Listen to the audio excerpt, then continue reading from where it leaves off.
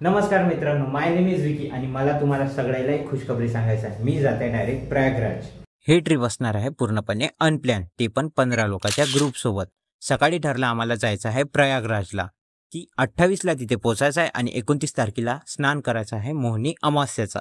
ते पण सर्वात मोठा स्नान आहे आणि किती करोडानं पब्लिक राहणार आहे हे माहीत असताना पण दुपारी घेतली आम्ही वर्धेसाठी बस. वर्धेच्या बस स्टँडवर पोचलो आणि तिथून घेतली 20-20 रुपये सीटवाला ऑटो. त्यांनी 30 रुपये म्हणते पण आपण फक्त 20 रुपये द्यायचे. तिथून निघालो आम्ही सेवाग्राम रेल्वे स्टेशनसाठी. तिथून घेतलं 275 रुपयाची लोकलची तिकीट.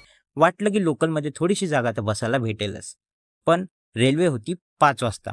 खूप टाईम होता, तर थोडेसे ॲस्थेटिक फोटो पण काढले ग्रुपसोबत पण आणि आपले वेगळे पण. लोकलमध्ये तर जागा नाही भेटली, स्लीपरमध्ये ट्राय केलं. स्लीपरमध्ये पण तसेच हाल होते. असं वाटलं की ते पाय ठेवायला पण खूप जागा भेटलेली आहे, कारण की लोक बाथरूममध्ये पण झोपून होते. कसे करत आम्ही प्रयागराजला पोचलो आणि तिथची एनर्जी नेक्स्ट लेवल होती. आणि पुढचा एपिसोड बघायचा असेल तर मला फॉलो नक्की करा.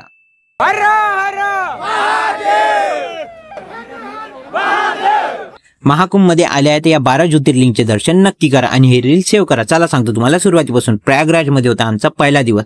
त्यासोबतच मोबाईलची पण चार्जिंग डाऊन होती आणि त्यासोबत सगळ्या मित्राच्या पोटाची पण. तर आम्हाला अशी लोकेशन ढूंढायची होती की जिथे चार्जिंग पण करू दे आणि तिथे प्रसाद पण मिळेल. ते लोकेशन. तर मित्रांनो, इथे येऊन आम्हाला 2-3 घंट्यापेक्षा जास्त झालेली आहे आणि इथं सगळ्यांची सोय आहे. चार्जिंगची सोय आहे, खाण्याची बी सोय आहे.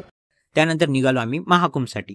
इथे जागोजागी बॅनर पण लागून आहे, त्यासोबत तिथची लोकल पोलीस पण आपल्याला रस्ता सांगते. पोचल्याच क्षणी माझ्याशी काही राहणं नाही झालं आणि मी तिथे डायरेक्ट स्नान केलं. घाटाचं नाव तर माहिती नाही, पण सगळ्या मित्रांना तरी करून टाकलं.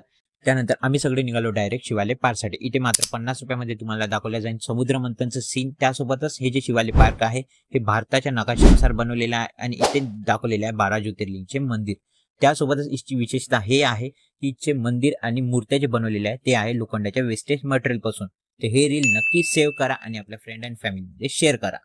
महाकुंभ मध्ये होता आज आमचा दिवस 3रा. नमस्कार मित्रांनो, माय नेम इज विकी आणि आज होती मोहिनी अमावस्या. म्हणजे भारतातील मोस्ट ऑफ द लोक आज इथे स्नान करायला आलेले आहे हे सगळं आम्हाला माहित होतं. आणि निघालो आम्ही डायरेक्ट संगम पॉइंट साठी. ऑलरेडी आम्ही खूप लेट झालेलो होतो आणि पब्लिकचा क्राऊड खूप जास्त लेवल वाढत होता आणि एनर्जी पण नेक्स्ट लेवल होती.